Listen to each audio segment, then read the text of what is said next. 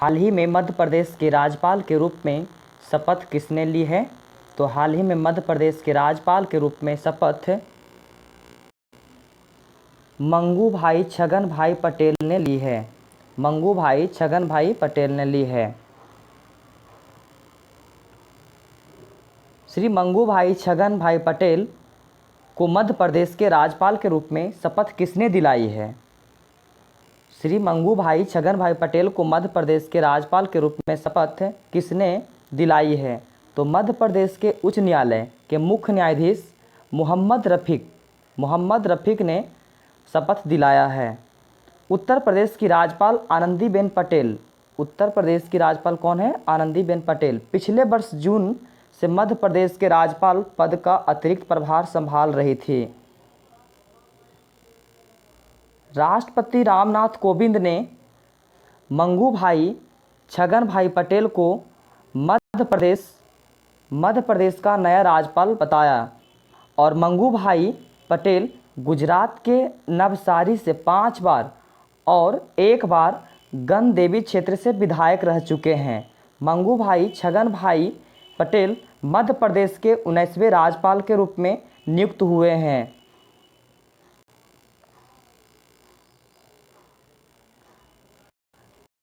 मध्य प्रदेश के मुख्यमंत्री शिवराज सिंह चौहान है। मध्य प्रदेश के मुख्यमंत्री शिवराज सिंह चौहान है। मध्य प्रदेश विधानसभा में विपक्ष के नेता कमलनाथ है। मध्य प्रदेश का प्रथम मुख्यमंत्री कौन था? तो मध्य प्रदेश का प्रथम मुख्यमंत्री रविशंकर शुक्ला था। मध्य प्रदेश के प्रथम राज्यपाल कौन थे? डॉक्टर पट्टाभी सितारा मैया।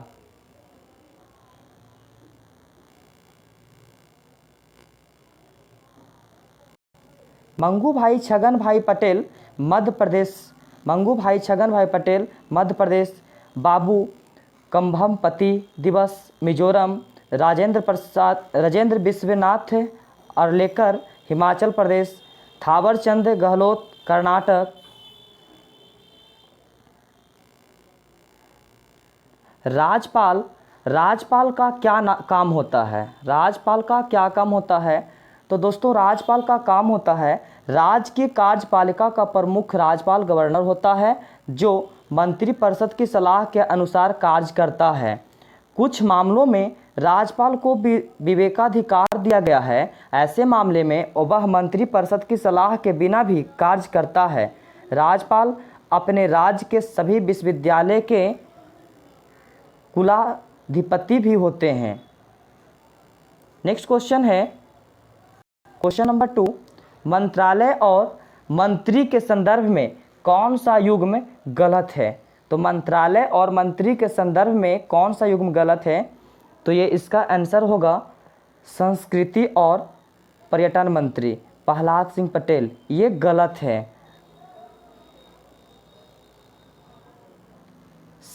श्री जी किशन रेड्डी ने संस्कृति और पर्यटन मंत्री का पदभार संभाल लिया। श्री रेड्डी को पूर्वोत्तर क्षेत्र विकास मंत्रालय का भी जिम्मेदारी सौंपी गई है। हरदीप सिंह पुरी ने पेट्रोलियम और प्राकृतिक गैस मंत्रालय का कार्यभार संभाल लिया है। मंत्रिपरिषद के विस्तार से पहले 12 मंत्रियों ने पद से त्यागपत्र दिया। इनमें रमेश पोखरियाल निशंक, DV सदानंद गौड़ा, रविशंकर प्रसाद, थावरचंद गहलोत, डॉक्टर हर्षवर्धन, प्रकाश जावड़ेकर और संतोष कुमार गंगवार शामिल है।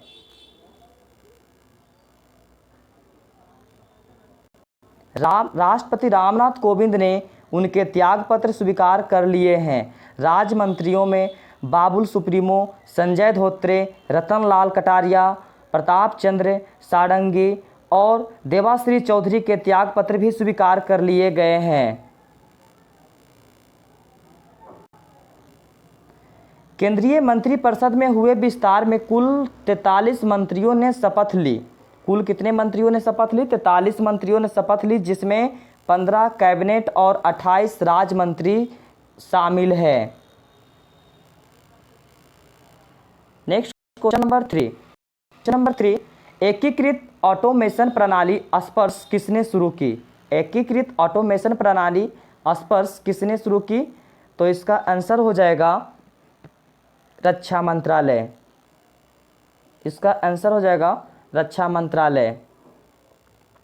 रक्षा मंत्रालय ने कर्मचारियों को पेंशन का भुगतान करने के लिए एकीकृत ऑटोमेशन प्रणाली स्पर्श शुरू की है। क्या शुरू किए हैं? एकीकृत ऑटोमेशन प्रणाली स्पर्श शुरू की है। वेब आधारित इस प्रणाली के जरिए पेंशन के दावों को निपटाने और पेंशन भुगतान करने का काम किया जाता है।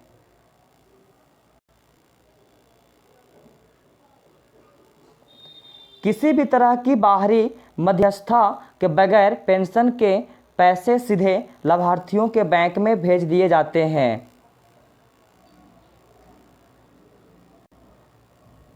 स्पर्श प्रणाली के जरिए पेंशन के भुगतान के लिए रक्षा मंत्रालय ने सार्वजनिक क्षेत्र के दो बैंक कौन कौन है? पंजाब नेशनल बैंक, भारतीय स्टेट बैंक के साथ करार किया है। ये दोनों बैंक स्पर्श के सर्विस सेंटर के रूप में काम करेंगे। कौन कौन बैंक? पंजाब नेशनल बैंक, भारतीय स्टेट बैंक।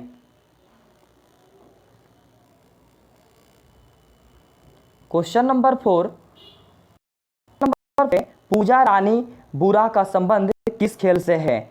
पूजा रानी बुरा का संबंध जो है किस खेल से है? जेवलिन थ्रो, तलवारबाजी, मुक्केबाजी, स्नूकर। तो इसका आंसर दोस्तों होगा मुक्केबाजी। इसका आंसर मुक्केबाजी होगा।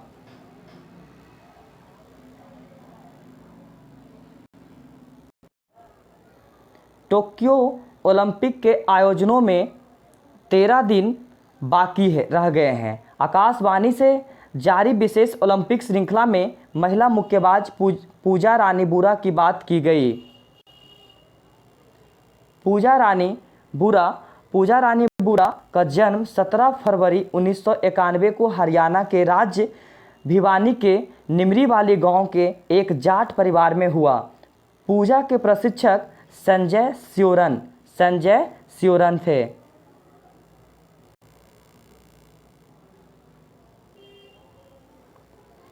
मुक्केबाज पूजा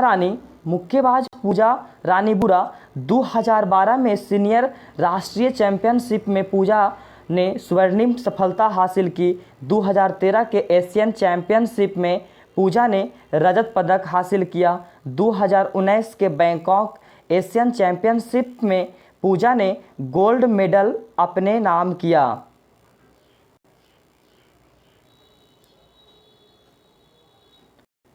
जॉर्डन में हुए ओलंपिक क्वालिफायर टूर्नामेंट के अंतिम आर में पूजा ने थाईलैंड की बॉक्सर को हराकर टोक्यो का टिकट कटवाया है। इसी साल दुबई में हुई एशियन चैंपियनशिप में एक बार फिर स्वर्ण पदक जीतकर पूजा ने अपने इरादे साफ कर दिए हैं।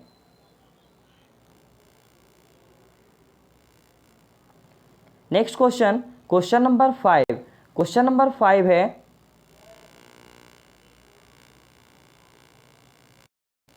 क्वेश्चन नंबर 5, भारत कोविड-19 आपात प्रतिक्रिया और स्वास्थ्य प्रणाली तैयारी पैकेज चरण 2 का लक्ष्य क्या है? तो इसका आंसर होगा दोस्तों स्वास्थ्य प्रणाली में तेजी लाना। इसका आंसर होगा स्वास्थ्य प्रणाली में तेजी लाना।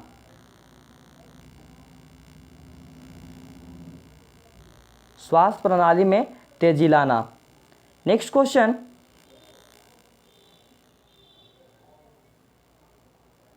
केंद्रीय मंत्रिमंडल ने वित्तीय वर्ष 2021 से 22 के लिए 23,123 करोड़ रुपए की एक नई योजना भारत कोविड-19 आपात प्रतिक्रिया और स्वास्थ्य प्रणाली तैयारी पैकेज चरण 2 को स्वीकृति दे दी है। केंद्र सरकार की ओर से 15,000 करोड़ रुपये दिया जाएगा और राज्य सरकार 8,000 करोड़ देंगे। स्कीम का लक्ष्य क्या है? दोस्तों स्कीम का लक्ष्य है स्वास्थ्य प्रणाली में तेजी लाना ताकि उसे वायरस का शीघ्र पता लगाने, उसका फैलाव रोकने और उस पर नियंत्रण करने के लिए तत्काल उपाय करने में सक्षम बनाया जा सके। क्वेश्चन, दूसरे चरण के उपाय कब तक लागू किए जाएंगे? दोस्तों दूसरे चरण का जो है उपाय कब तक लागू किए जाएंगे? तो दूसरे चरण का जो है उपाय 1 जुलाई 2020 से 31 मार्च 2022 तक, 1 जुलाई 2020 से 31 मार्च 2022 तक। केंद्रीय स्वास्थ्य मंत्री मनसुख मांडविया थे। केंद्रीय स्वास्थ्य मंत्री कौन है? तो मनसुख मांडविया। नेक्स्ट क्वेश्चन, स्वास्थ्य किस सूची का विषय है? दोस्तों, स्वास्थ्य किस सूची का विषय है? स्वास्थ्य हाल ही में 15वें वित्त आयोग के अध्यक्ष एनके सिंह ने कहा, स्वास्थ्य को संविधान के तहत समवर्ती सूची में स्थानांतरित किया जाना चाहिए। वर्तमान में स्वास्थ्य राज्य सूची के अंतर्गत आता है। दोस्तों, स्वास्थ्य किस सूची का विषय है? तो 15वें वित्त आयोग के अध्यक्ष एनके सिंह ने बताया है कि स्वास्थ्य को संविधान के तहत समवर्ती सूची में स्थानांतरित किया जाना चाहिए और वर्तमान में स्वास्थ्य राज्य सूची के अंतर्गत आता है। किस सूची के अंतर्गत आता है? राज्य सूची के अंतर्गत आता है। क्वेश्चन नंबर 6 दोस्तों, गुजरात के किस शहर में भगवान जगन्नाथ की प्रसिद्ध रथ यात्रा का आयोजन किया जाता है? तो इसका आंसर होगा दोस्तों अहमदनगर। इसका आंसर होगा दोस्तों अहमदनगर। गुजरात सरकार ने सोमवार को भगवान जगन्नाथ की प्रसिद्ध रथ यात्रा निकालने का निर्णय लिया है। इस दौरान मार्ग पर कर्फ्यू रहेगा और प्रसाद वितरण पर प्रतिबंध रहेगा। कोविड-19 को देखते हुए प्रसाद वितरण पर प्रतिबंध लगा दिया गया है। गुजरात के गृह मंत्री श्री प्रदीप सिंह जडेजा है। गुजरात के गृह मंत्री श्री प्रदीप सिंह जडेजा है। सोमवार की यात्रा में 3 रथों के अलावा जगन्नाथ मंदिर के महंत और ट्रस्टी के एक ही वाहन को हिस्सा लेने की अनुमति होगी।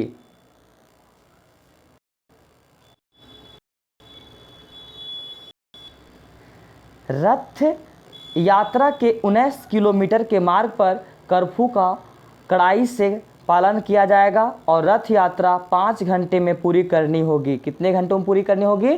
5 घंटों में पूरी करनी होगी। केंद्रीय गृह मंत्री श्री अमित शाह सोमवार की सुबह जगन्नाथ मंदिर की मंगला आरती में हिस्सा लेंगे, जबकि मुख्यमंत्री विजय रूपाणी पारंपरिक पहिंद समारोह में शामिल होंगे।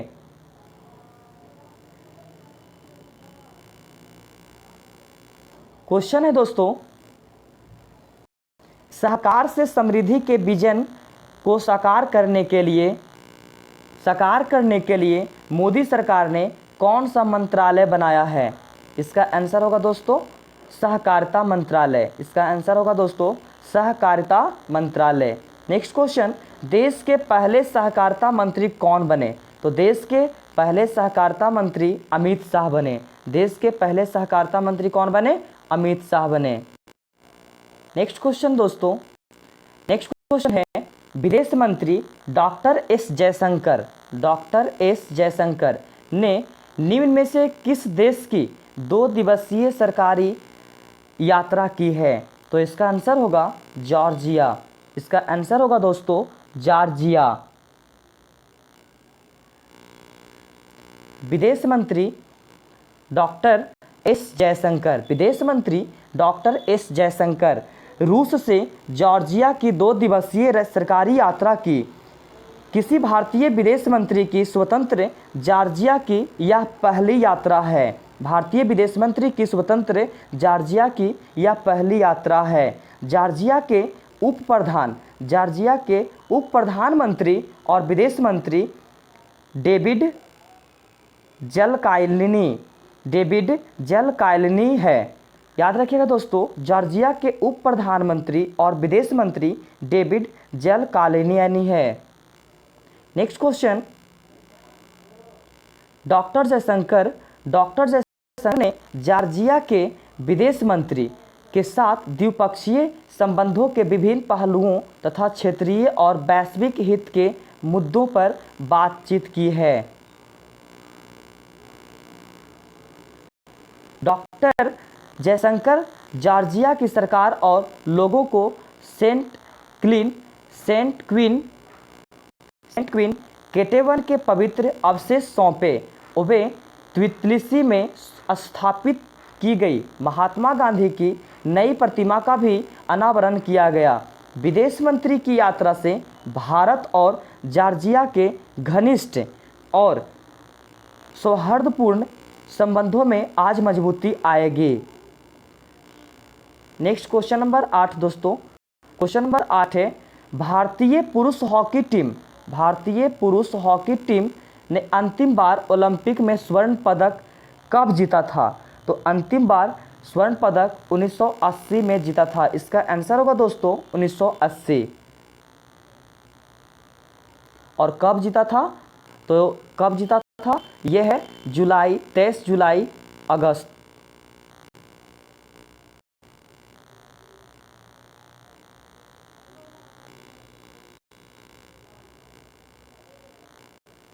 वर्ष 1928 में जब एक नई नवेली भारतीय हॉकी टीम पहली बार ओलंपिक में गई तो टीम ने स्वर्ण पदक जीतकर दुनिया को चौंका दिया था। स्वर्ण पदक जीतकर दुनिया को चौंका दिया था। लगभग 50 वर्षों के दौरान हॉकी टीम ने 11 पदक हासिल किए, जिनमें 8 स्वर्ण भी शामिल हुए थे। जिनमें कितने स्वर्ण शामिल हुए थे? 8 स्वर्ण शामिल हुए थे। भारत ने 1980 के मॉस्को ओलंपिक में अपना अंतिम स्वर्ण पदक जीता था। टोक्यो के लिए भारतीय टीम से काफ़ी उम्मीदें रहेंगी। टीम वर्तमान रैंकिंग में चौथे स्थान पे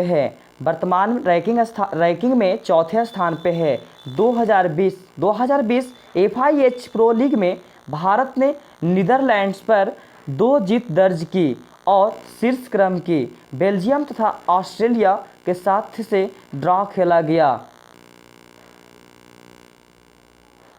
इसका कप्तान मनप्रीत सिंह थे। इसका कप्तान कौन थे? Manpreet Singh. Next question number 9 है आईसीसी के सीईओ का पद किसने संभाला? तो आईसीसी के सीईओ का पद जो है जियोफ अलार्डिस। आईसीसी के सीईओ का पद किसने संभाला? जियोफ अलार्डिस ने संभाला। मनु साहनी के हटने के बाद मनु साहनी के हटने के बाद जियोफ अलार्डिस आईसीसी के सीईओ का पद संभालेंगे। मनु साहनी को अपने साथियों के साथ सख्त व्यवहार के कारण मार्च में जांच लंबित रहने तक अवकाश पर भेज दिया गया था।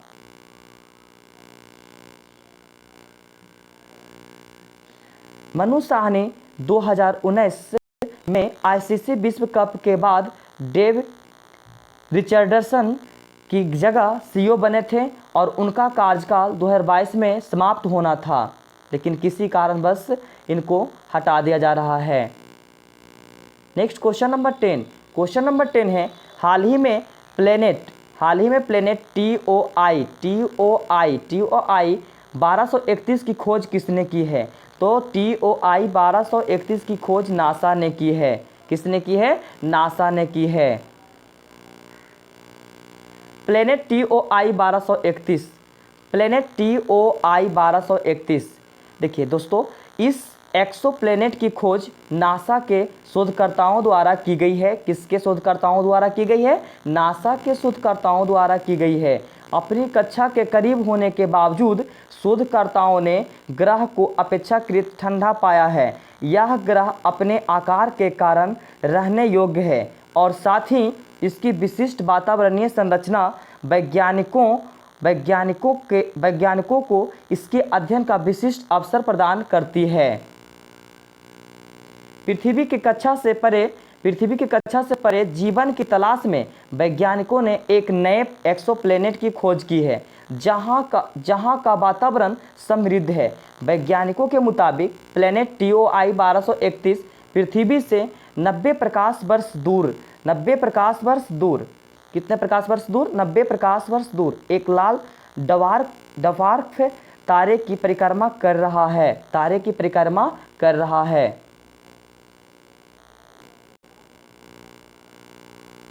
यह ग्रह पृथ्वी के आकार से 3.5 गुना, पृथ्वी के आकार से कितना गुना? 3.5 गुना बड़ा और पृथ्वी से 3 गुना बड़ा और पृथ्वी से 57 डिग्री सेल्सियस गर्म है। ऐसे में इस ग्रह पर अब ज्ञात अपेक्षाकृत छोटे ग्रहों की तुलना में सबसे बेहतर वातावरण है और एक नए ग्रह की तलाश करने की दिशा में यह काफ़ी महत्वपूर्ण हो सकता है। एक्सोप्लैनेट का आशय क्या है? एक्सोप्लैनेट का आशय हमारे सौरमंडल से बाहर पाए जाने वाले किसी ग्रह से है जो कि विशेष सितारे की परिक्रमा कर रहा है। पहले एक्सोप्लैनेट की खोज 1990 के दशक में की गई थी और तब से अब तक ऐसे हजारों खगोल निकायों की खोज की जा चुकी है। Next question number 11। Question number 11 है, हाल ही में नेशनल फिश फार्मर्स डे कब मनाया गया है? तो हाल ही में नेशनल फिश फार्मर्स डे जो है मनाया गया है 10 जुलाई, 9 जुलाई, 8 जुलाई, 7 जुलाई। तो इसका आंसर होगा दोस्तों 10 जुलाई। इसका आंसर होगा 10 जुलाई। 10 जुलाई को नेशनल फिश फार्मर्स डे मनाया गया। नेशनल फिश फार्मर्स डे किसके द्वारा मनाया गया? तो national fish farmers day ICAR central institute of fresh water aqua culture के द्वारा मनाया गया। इस साल 10 जुलाई को 18वां नेशनल फिश फार्मर्स डे मनाया गया। किसकी याद में यह दिवस मनाया जाता है? तो दोस्तों वैज्ञानिकों doctor H Ali Kunhi, doctor KH Ali Kunhi और डॉक्टर HL चौधरी।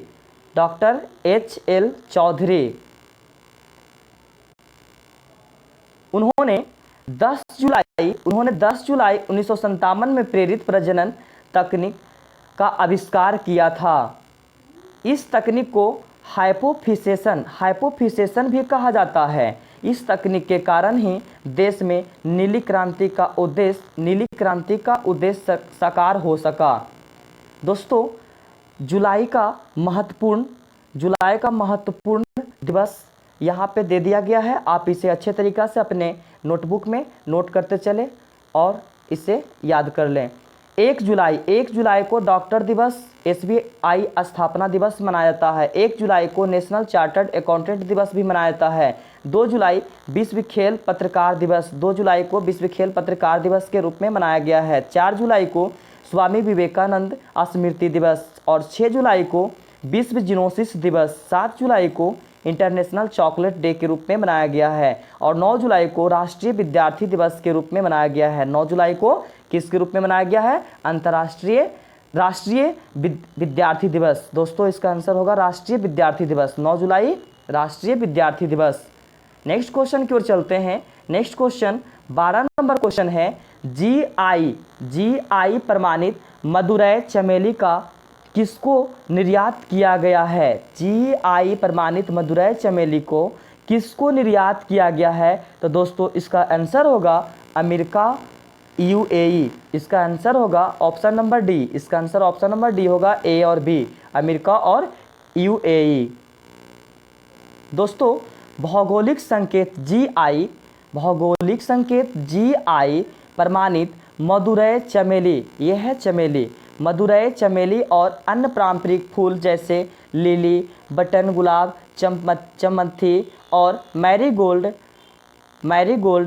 को 8 जुलाई 2021 को तमिलनाडु से अमेरिका और संयुक्त अरब अमीरात UAE को निर्यात किया गया था। ये फूल कृषि और प्रसंस्कृत खाद्य उत्पाद निर्यात विकास प्राधिकरण एपेडा कह सकते हैं, एपेडा द्वारा तमिलनाडु में नीलाकोटई, डिंडीगुल और सत्तमंगलम से प्राप्त किए गए थे।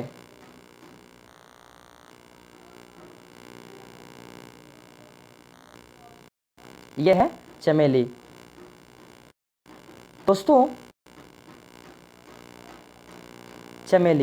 चमेली को वैज्ञानिक रूप से याद रखना दोस्तों, चमेली को वैज्ञानिक रूप से जैस्मिन ऑफिसिनेल कहा जाता है। यह दुनिया भर में पाए जाने वाले सबसे लोकप्रिय फूलों में से एक है।